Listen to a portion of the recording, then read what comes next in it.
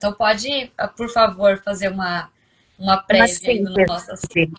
Aham. Bom, a gente estava falando de sala de aula invertida e a gente começou a falar sobre que a sala de aula invertida ela é uma prática docente, que ela existe desde os primórdios, né? Porque eu acho que todo professor, desde o início da prática docente, já deixou algum material para algum estudante fazer uma leitura prévia. Né? Então, a gente está oficializando, né, e colocando a nomenclatura de sala de aula invertida, né? Alguns chamam muito pela terminologia inglesa da Flip Classroom, mas ela nada mais é do que oficializar, eu brinco sempre que é oficializar a pasta do Xerox de antigamente, para quem é professor mais antigo, e hoje em dia a gente tem muito acesso a conteúdo e materiais, e isso ela deve ser utilizada para a gente. Hoje, eu acho que um bem mais importante é a questão do tempo de sala de aula. Né? E para o tempo de sala de aula ser proveitoso, né, a leitura prévia ela se faz bastante necessária. A gente também mencionou rapidamente aqui, para não gastar muito tempo com o que a gente já conversou, mas da importância de ter um apoio institucional, né, para favorecer essa prática docente. Então, quando eu falo de um apoio institucional, são políticas institucionais, pedagógicas, que prevêem, né, a sala de aula invertida, como, por exemplo, a estruturação do ambiente virtual que favoreça com facilidade, né, o acesso a materiais, como também uma política de avaliação que incluam os elementos de estudo independente e da prática de sala de aula invertida. Aí a gente falou da parte do docente, né? Isso. Com relação a ir para bem pertinho ali do docente, quais são as principais questões? A primeira é o planejamento desse material, então a curadoria desse conteúdo, que ela é extremamente importante.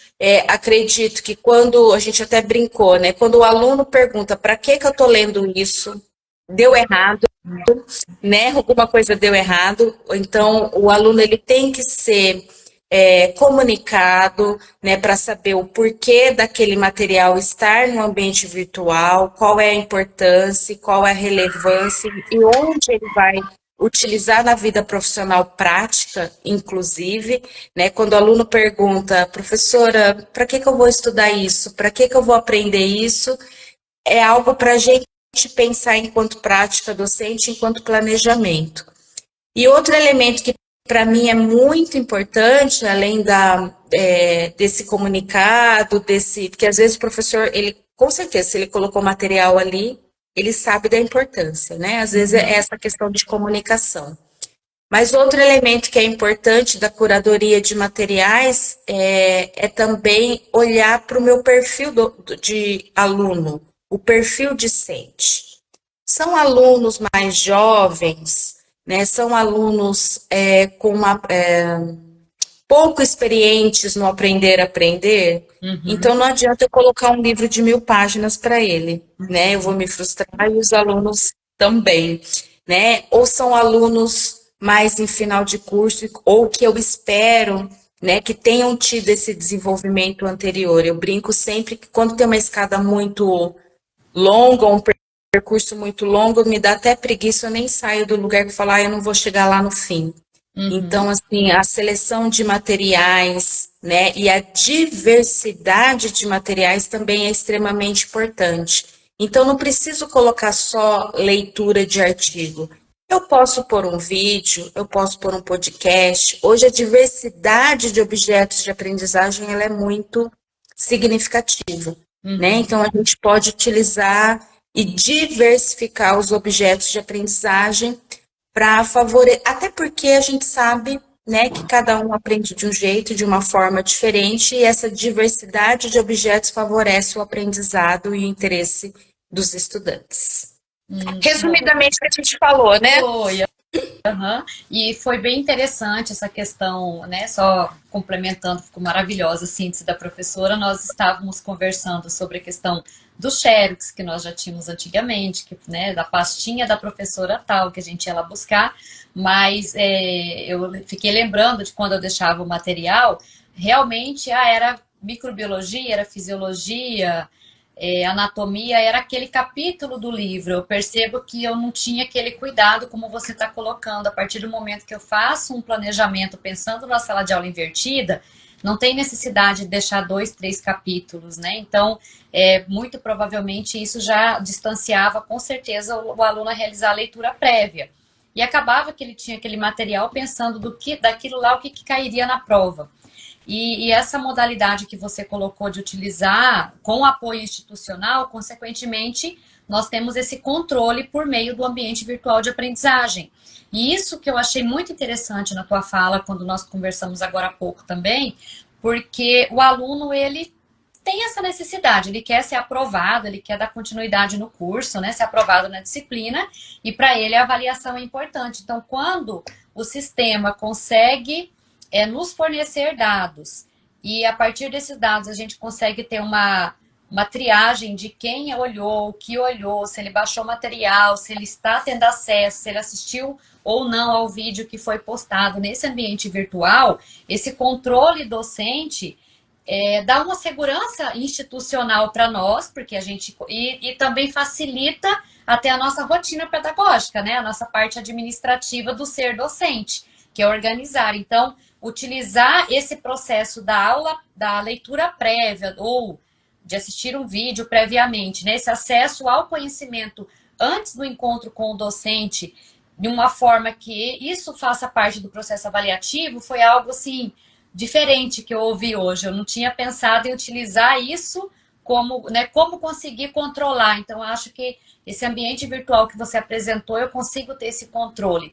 Olha, vocês não leram, vocês não acessaram o material, e aí eu sei quem acessou, quem não acessou, e se isso está sendo avaliado, consequentemente, vai aumentar o número de acessos, né? Você Então, sabe, professora, que até não faz muito tempo um aluno chegou para mim e falou assim, professora, mas eu reprovei nesse conteúdo aqui, nessa disciplina. Eu falei, olha, mas que bom, né? Se você tivesse passado, eu ia ter achado estranho. Ele falou, mas professora, por que você está falando isso? Eu falei assim, porque eu sei que você acessou só 20% do material. Como seria possível, né? Então, uhum. então acredito que hoje em dia a tecnologia ela tem que favorecer a prática docente. Então, o uso de dados ele deve servir para a tomada de decisão, né? Inclusive da gente olhar também, porque eu acho que é uma prática nossa, é sempre culpar o aluno. Ah, o aluno que não tem interesse. Ah, o aluno que não lê. Ah, esse aluno. E a gente tem que olhar, porque eu estou conduzindo o processo enquanto docente. E o que eu posso fazer para engajar e motivar esses estudantes? Né? Então, eu posso trazer diversidade de materiais, eu posso trazer estratégias no encontro presencial que sejam necessários, né, a leitura prévia, né, que considerem esse material prévio. Eu posso favorecer que os estudantes que fizeram a leitura tenham um desempenho melhor por meio de processos avaliativos. Então, dessa forma, eu coloco o protagonismo do estudante, mas também da responsabilidade do docente nesse processo. Muitas vezes ele coloca isso somente na questão do aluno, né? Sem parar para pensar como que eu, professor, docente, posso ajudar a desenvolver. Não adianta eu simplesmente falar, olha, é importante ler. Uhum.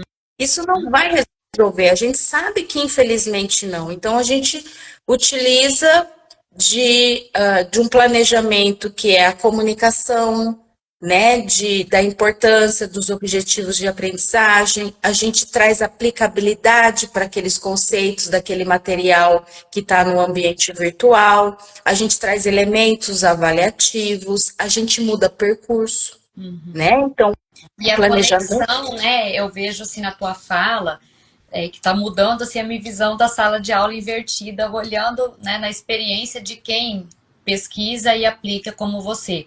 Esse detalhe da importância da nossa dedicação no planejamento. Né? Utilizar agora, que você já deu outra dica aí, durante a aula, a gente utilizar elementos do que ele leu, mas que isso também faça parte de um processo avaliativo.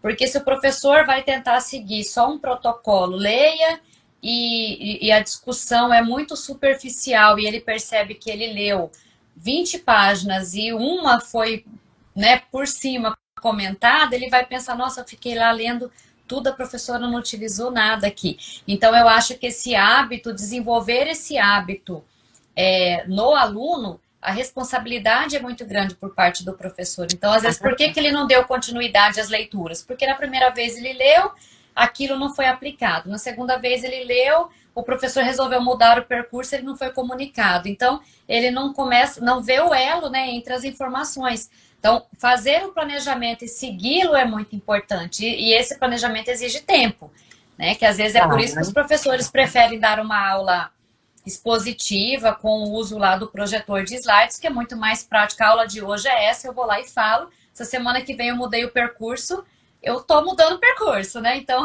é bem mais prático do que quando eu planejo e eu preciso seguir aquele planejamento. Esse diferencial, eu estou enxergando ela muito mais sistemática, sala de aula invertida, e com uma importância de intencionalidade pedagógica muito maior do que eu via só lendo aqui também o teu capítulo e conversando com você. A gente vê essas diferenças, essas nuances, sabe, que são fundamentais. Sabe, professora, eu escrevi esse capítulo aí já faz um tempinho, né? Então também a gente aprende também ao longo do caminho, né? E esse capítulo foi um capítulo que a gente escreveu, inclusive, antes da pandemia, né? E depois pandemia já também trouxe aprendizados, né, para nós, tanto na prática como também pesquisas sobre o assunto, né? A virtualidade, ela mostrou-se, né, enquanto prática pedagógica que é possível o aprendizado. Então, a gente tinha muito preconceito, né, com o virtual e com o ambiente, e hoje a gente sabe que é possível desenvolver bastante estratégias e desenvolver aprendizado nos estudantes. Então, tudo isso, ela vai... a ciência é muito bacana por isso, né? Ela vai se renovando, ela vai se atualizando, e a gente sofre um pouquinho porque a gente tem que ir correndo atrás, né? Sempre nos atualizando, né? Para desenvolver as melhores práticas docentes. Sim. E aí, professora, eu fiquei curiosa, que eu falei para você que eu tinha duas perguntas aqui. Você trabalha em cursos na área da enfermagem, né? Um curso de enfermagem, mas faz... Hoje em dia eu estou com uma atuação diferente, como eu estou diretora acadêmica, né? Então eu faço validação de matrizes e ajudo na estruturação de todos os cursos, né? Na verdade, hoje eu não estou mais em sala de aula, né? Com uma outra posição. E aí, nesse sentido, claro que minha expertise, né, são os cursos da saúde, principalmente enfermagem, mas hoje, como eu tenho uma atuação um pouco mais ampla, acabo permeando as outras perpassando áreas, né? isso, as E aí eu outras. gostaria de saber, assim, em relação à aplicabilidade da sala de aula invertida, na tua experiência pedagógica, do aluno, você, quando estávamos nós duas conversando, você falou a questão da maturidade do aluno, que é esse aprender a aprender, né? Que ele precisa aprender a estudar. E tem aquele que já está mais maduro nesse processo, ou está numa segunda graduação, ou ele já está no final do curso, e aqueles que estão iniciando. E em relação à questão do turno, porque quando nós temos o contato com o aluno do noturno, a maioria é um aluno que ou ele tem demandas em casa, com família, né, ou trabalha fora e tem outra jornada além da jornada acadêmica. A sala de aula invertida continua fazendo sentido, sendo importante pela necessidade desse contato com o conhecimento antes do encontro com o docente? Como que isso pode ser trabalhado? Eu sempre falo assim para o estudante: é possível ser um farmacêutico, é possível ser um engenheiro, é possível ser um advogado, qualquer que seja a sua formação sem estudo, né? Então, a organização pessoal, né, para dedicação ao estudo, ela é necessária, né? A gente, enquanto instituição, enquanto professor, ou mesmo enquanto coordenador, a gente pode, e hoje em dia as instituições mais modernas, né, que estão na vanguarda, elas se preocupam com isso e tem setores dentro da instituição que, inclusive, ajudam ao estudante a fazerem essa organização pessoal, né, de tempo de estudo e planejamento acadêmico, né, de projeto de vida dele, inclusive. Então, sim. isso é extremamente importante. Então, não é possível ter uma boa formação sem estudo. Então, para Sim, mim, não faz sentido, né, o aluno falar para mim que não tem estudo. A gente tem que organizar o tempo que ele vai se dedicar ao estudo e o tempo que ele vai. E também aí entra o professor do planejamento, no sentido que ele vai pedir e vai estar avaliando somente numa avaliação mais classificatória ali no final de um projeto, ou ela é, né, aquela processual, né? avaliação processual, Formativa. formativa, né, que vai estar em vários momentos e que o aluno precisa estar estudando em vários momentos e não apenas no dia anterior da prova, né? Porque a gente sabe que quando é assim, no geral, ele esquece, né? E também se as avaliações elas são de memorização ou se as avaliações elas trazem realmente parte cognitiva, de tomada de decisão, de aplicabilidade de conceito. Então, quando a gente fala de planejamento, perpassa toda a sala de aula, né, do começo ao fim da disciplina, desde o processo avaliativo, da curadoria de materiais, então entra todas essas nuances.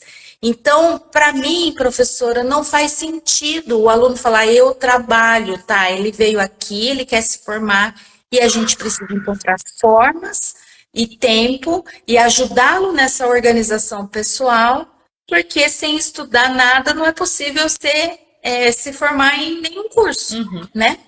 Sim. E eu Mas eu achei interessante. entendo que o aluno do noturno ele tem mais dificuldade, Tem. né? E a Sally até colocou aqui a nossa membro. Eu falo para ela que ela já é a membro mora aqui, membro efetivo do nosso clube, super participativa. Então, ela colocou aqui a questão do gerenciamento do tempo. E você também trouxe a questão do projeto de vida, né? E hoje nós temos essa temática do projeto de vida que já foi inserido no contexto da educação básica. Porque eu vejo que culturalmente, né, não faz parte da cultura aí, ocidental, da nossa cultura do Brasil, principalmente os alunos, as famílias, né, orientarem questão de gestão do tempo, que é o planejamento mesmo. A gente tem dificuldade, hoje a educação financeira foi implantada no currículo também. Por quê? Porque existe essa dificuldade em planejamento, seja de cunho ali, planejamento financeiro, planejamento do tempo, planejamento do que eu quero para a vida. Então, com as redes sociais, as oportunidades parecem tantas e, consequentemente, deixa o indivíduo que não tem um projeto de vida mais perdido, porque ele se encontra com tantas oportunidades e não sabe para onde vai, e às vezes fica fazendo diversas tentativas. Então, esse projeto de vida que hoje já faz parte de um conteúdo, né, não de um componente curricular, né, sendo mais do que conteudista, mas falando de um componente, o quanto isso incorpora num processo de formação desse indivíduo desde a educação básica. E eu achei muito interessante esse suporte que você colocou por parte da instituição e mostrar essa importância para ele, porque às vezes se a instituição não tem esse olhar integral para o nosso aluno, vai dizer, ó, se você quer ser fisioterapeuta, você que estude o conteúdo das disciplinas das pessoas que estão passando aqui para você, que são os professores. Você precisa saber minimamente isso daqui. E aí o foco continua no conteúdo e na importância da minha disciplina, no conteúdo e na importância do que eu estou trabalhando. E falta esse gerenciamento, essa orientação. Então, esse suporte que você trouxe, eu não faz já alguns anos, né? Tem 10 anos que eu estou nessa instituição, hoje na Unemate, mas fiquei quase 8 em uma privada e que passamos, na época, não tínhamos esse suporte. Não sei se hoje já faz parte da política de outras instituições, mas esse suporte de olhar para o aluno e ensiná-lo mesmo a gerenciar o seu tempo, a administrar, porque o aluno do noturno tem mais dificuldade, e se ele não tem uma orientação de jornada familiar, que ele já tem isso, né, como organizar, ele vai se sentir mais perdido, e às vezes até o que a gente tem de evasão, de desistência, né, às vezes a gente tem uma evasão, não é porque ele não era capaz de aprender ou porque ele não se interessou mais pelo curso, mas porque ele não conseguiu administrar toda essa rotina diferente na vida dele. E isso leva a uma desistência. A gente perde, eu não falo assim, estamos perdendo um aluno, né? A gente está perdendo um ser humano que perdeu uma oportunidade de contribuir com os seus descendentes, que quando a gente tem uma formação acadêmica em alguém, a gente olha o quanto isso vai refletir para outras gerações, né? Eu acho tão importante numa família quando alguém vem e aquela pessoa tem, né? Fala assim, fulano formou na minha família. Mas também, né? Isso é muito importante. Então, a gente tem que olhar de uma forma integral. E isso, toda essa nossa conversa aqui foi puxado de uma sala de aula invertida, né? Que a gente está olhando, então eu acho que isso está brilhante, assim, a nossa discussão, por nós estarmos olhando desde o planejamento, do apoio institucional, do olhar para esse aluno, para que uma estratégia metodológica aconteça da forma mais eficiente possível. Né? E a gente não vai na tal do tecnicismo, né? Técnica pela técnica. Para aplicar a sala de aula invertida, a receita é essa. Manda ler, vem para a sala, faz não sei o quê. E aí você não vai conseguir ter o resultado. É por isso que fala, esse negócio de sala de aula invertida não serve. Já escutei muitos falando, mas é porque não tem esse olhar que você está me mostrando aqui agora. E assim, eu tenho muito orgulho que hoje eu estou trabalhando numa instituição que ela está com um planejamento pedagógico bastante inclusivo e bastante diferenciado, né, com componentes curriculares que, por exemplo, tem o Aprender a Aprender, né, que, por exemplo, tem o projeto de vida, que, por exemplo, tem o uso de inteligência artificial, né, e outros elementos que a gente sabe que ajudam no desenvolvimento que a gente fala integral, né, de lifelong learning, né, então a gente está pensando muito nessas práticas pedagógicas. A gente vai incluir um elemento muito diferente, né, a gente já está com essa prática aqui em Foz do Iguaçu, que é a preceptoria, e a preceptoria, ela embora tenha momentos coletivos, ela também tem momentos individuais para a gente personalizar, né, o atendimento desses estudantes para ajudá-los nesses elementos que são transversais, como, por exemplo, desenhar um plano de carreira, como, por exemplo, o aprender a aprender, como, por exemplo, organização pessoal, né, inclusive de gerenciamento de tempo. Então, eu tenho bastante orgulho nesse sentido, que penso que é bastante disruptivo, assim como, e aí você já mencionou a Uniamérica anteriormente, como a Uniamérica foi no seu tempo, né, e ainda mas a Uniamérica, ela começou a trabalhar com sala de aula invertida em 2014, né, quando, assim, ainda pouco se falava disso no Brasil, né, e agora a gente está com essa proposta pedagógica, né, por isso que eu falo que é bastante importante que seja de forma institucional, não desmerecendo de forma alguma a prática docente, mas da importância de um planejamento institucional, olhando para os estudantes de forma personalizada para desenvolver, né, o aprendizado e uma formação mais integral, humana e que traga repercussão, como você mencionou, não só para a pessoa, mas família e comunidade que ele está inserido. Uhum. Então, vamos ver se alguém quer fazer alguma pergunta. Se ficou, a professora quiser complementar, trazer de repente um relato de algum caso em específico que você recorde.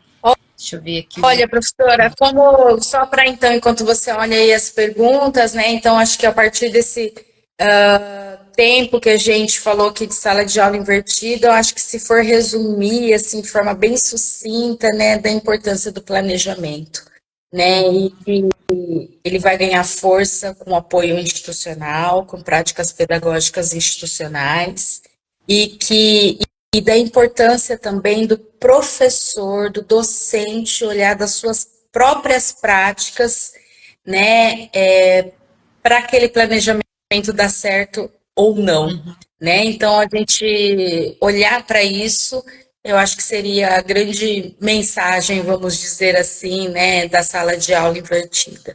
Mas a gente fala muito mais hoje em dia de um planejamento de aprendizagem, né? E eu particularmente defendo muito a aprendizagem, né? E o processo de ensino-aprendizagem por competência. E não mais de forma mais fragmentada e disciplinar, como ainda é o majoritário ainda no Brasil, né? Sim. Que é o conteudista, isolado, né? A gente não olha na competência e habilidade eu tenho que desenvolver para atingir aquela competência, mas que conteúdo ele tem que aprender, né? E o professor a gente não consegue inverter. E muitos professores falam assim, mas como que eu vou mudar a minha estratégia para metodologia ativa que isso daqui eu não vou conseguir? Realmente, assim, o dizer, né, até eu não vou conseguir dar o meu conteúdo, né? Você deve ter já ter escutado na tua função muito isso. Como que eu vou passar meu conteúdo? E daí cada um tem o olhar para aquilo, que é lógico, faz parte da sua trajetória, do que o professor, ele é professor de determinada área, porque ele ama aquela área. Não desmerecendo, mas ele também tem que olhar uma visão integral, porque acha que só o que está com ele que é importante e o do outro não é, e aí o aluno se sobrecarrega porque todo mundo acha que o seu é o mais importante e não olha para o aluno, olha para o que eu acho que ele precisa saber dentro daquilo. Né? Então a gente. Eu falei, professora, do aprendizagem, né, nesse processo de ensino e aprendizagem por competência, porque quando a gente vai pensar em competência, né, em desenvolvimento de competência no estudante, a gente não pode, não tem como ajudá-los a desenvolver competência só focando no conteúdo. Sim. Né? A competência é a integração, né, do desenvolvimento, do conhecimento, habilidade, atitude, e aí, dessa forma não tem como ficar, a alavanca não vai ser somente o conteúdo, né? E aí a gente consegue aplicar a sala de aula invertida com muito mais facilidade, né? Então acho que mais fluidez, né, para acontecer. Exatamente, professora. E aí, quando você fala do planejamento, vocês tiveram algum, além das formações, alguns modelos de planejamento mais clássicos que vocês orientam? Por exemplo, eu sou uma docente que cheguei hoje para trabalhar na sua instituição e eu só conheço, fiz uma formação sobre o que é, mas existe um roteiro mais clássico para seguir, para a gente fazer esse planejamento? Isso é disponível em alguma literatura? Ou é só algo da sua instituição, para que a gente, de repente, às vezes, algo que já foi publicado, você fala, Fabiana, está aqui o arquivo, eu coloco lá no grupo, né? Se alguém queira saber, como um processo mais orientado, para a gente não ficar só, mandou o aluno ler, eu venho aqui, discuto, e depois eu faço uma avaliação, que é o clássico do que a gente ouve falar, né? Mas para a gente poder tentar aplicar de uma forma mais planejada.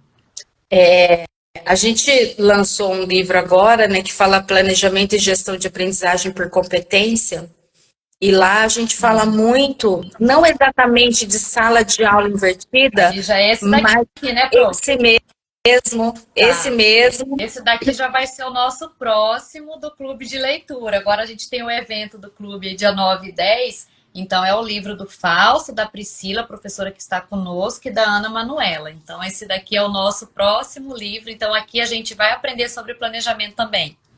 Isso, e aí lá nesse livro, né, qual que é a intencionalidade desse livro? É trazer alguns exemplos, né, de aprendizagem por competência e metodologias para utilizar a aprendizagem por competência. E aí a gente tem a que a gente mais gosta, vamos dizer assim, acho que de todos nós, eu, Fausto e Ana Manu, é a questão da aprendizagem baseada em projetos. Mas a gente sabe que tem outras, como problematização, PBL, desafio, né? A gente tem muito famoso o arco de Marguerês, então a gente tem diversas estratégias expostas na literatura, e nesse livro ele pretende-se, inclusive, trazendo trilhas, exemplos de trilhas de aprendizagem. Quando a gente fala de trilha, aí a gente tem intrinsecamente, né, a questão dos materiais, da curadoria de materiais, que entra,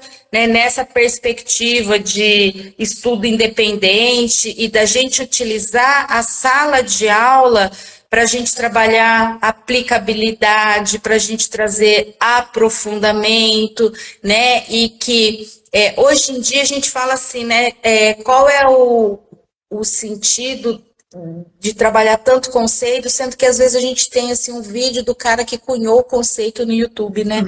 Então, assim, a gente pode usar o nosso tempo de uma maneira mais produtiva para o estudante, em termos de aprofundamento, de desenvolvimento de competência, trazendo essa aplicabilidade, né? Então, assim, não é que a gente não trabalha conhecimento, ou é que essas metodologias, ela é tecnicista, muito pelo contrário.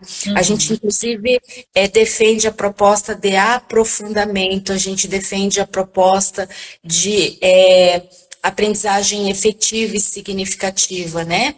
Então, acho que o planejamento do aprendizado por competência, ele traz essa riqueza de processo, e não apenas da sala de aula invertida, que é um elemento extremamente importante, mas ele é muito mais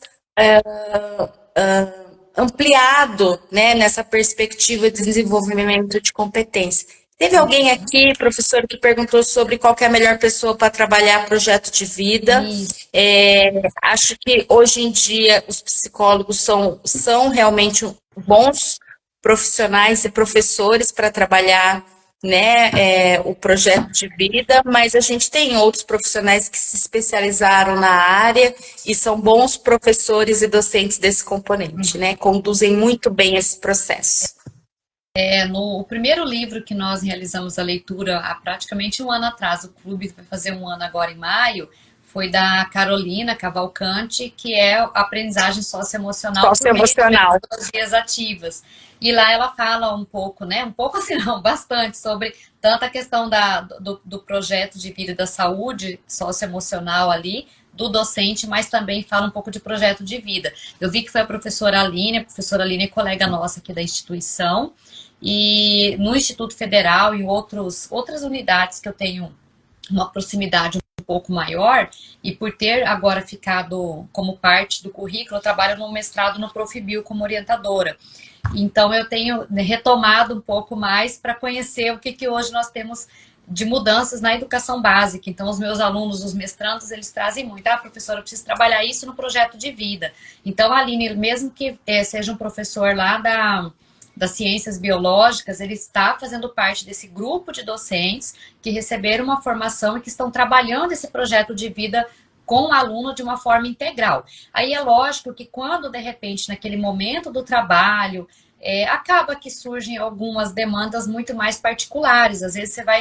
Às vezes não, você vai mexer com emoções desse aluno também quando vai falar do projeto de vida, dependendo da, né, a trajetória dele, o que marcou, e aí sim a gente vai encaminhar para o setor do apoio psicopedagógico, quando algo já foge um pouco do controle de perspectiva de orientação global. Aí é para tratar especificamente de algo, né, de cunho mais particular, aí a gente precisa daquele psicólogo realmente para dar esse suporte. Porque, né, toda Até vez que for falar, a gente vai mexer com emoções de todo mundo junto.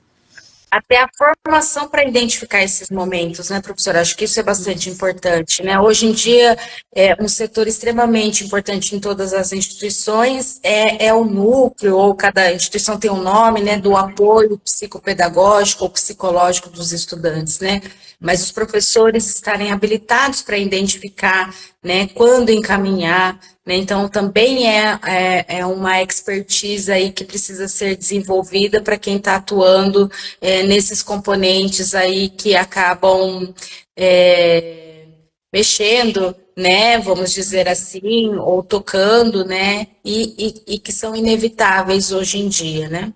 Sim, eu vi que a professora Karina Tomelin também entrou. Mandar um abraço para ela. A Karina vai fazer a nossa palestra inicial ali, a palestra que vai dar início ao nosso evento no dia 9. Então, nós teremos aí o primeiro evento. De repente, quem está aqui conosco, às vezes entra porque está vendo lá tanto a professora Priscila quanto o Instagram aqui do clube ao vivo, mas não faz parte lá do grupo de WhatsApp. E aí eu vou aproveitar, professora, para falar do nosso evento.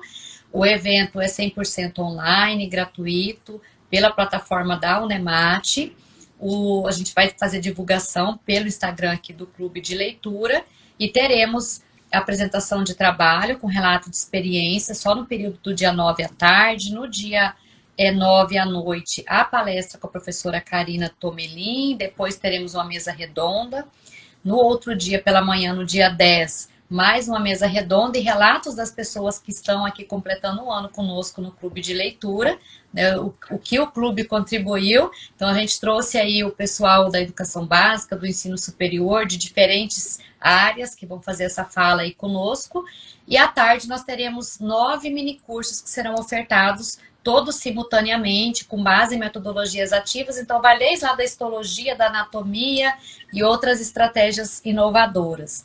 Então, está bem rico aí o nosso primeiro simpósio e todos estão também convidados a fazer parte. Depois eu passo para você lá o link para ajudar a divulgar entre seus colegas também, tá, professora? Agradeço. E assim, depois assim, eu quero muito, tenho bastante interesse em saber o que vocês vão achar do livro, né, de gestão, de planejamento e gestão da aprendizagem por competência. Esse ele está bastante atual e a gente espera aí que traga trocas de aprendizado, né? Acho que é bastante rico esses momentos para a gente trocar, né? Informações, aprendizados, experiências, né? Então, tá, professora. E depois eu vou entrar com certeza em contato novamente com você. O Fausto, ele fez uma live no segundo livro que nós realizamos a leitura, foi ele com a Twine, que é Sala de Aula Inovadora. E a professora Ana Manuela eu não a conheço ainda, mas depois você já vai compartilhar o contato. E nós vamos retomar as discussões durante a leitura do seu livro também, assim que sair o cronograma e eu divulgar lá para o pessoal, e eu já compartilho com você e todos os feedbacks que eu for recebendo também. Eu não passei o meu ainda, que eu só mandei a foto para você e falei, acabou de chegar, mas não consegui ler ainda, então mas está aqui pertinho. Na hora que eu realizar a Tranquilo, leitura, professora. eu já dou o Tranquilo. feedback. Então Eu, tá, professora, muito Fausto e Manu, obrigada. somos Ah, filhos assim, nesse aspecto, assim, de metodologia, de aprendizado por competência, somos filhos da Uniamérica, inclusive hoje em dia a Manu, ela é a pró-reitora acadêmica da Uniamérica, né, do centro universitário.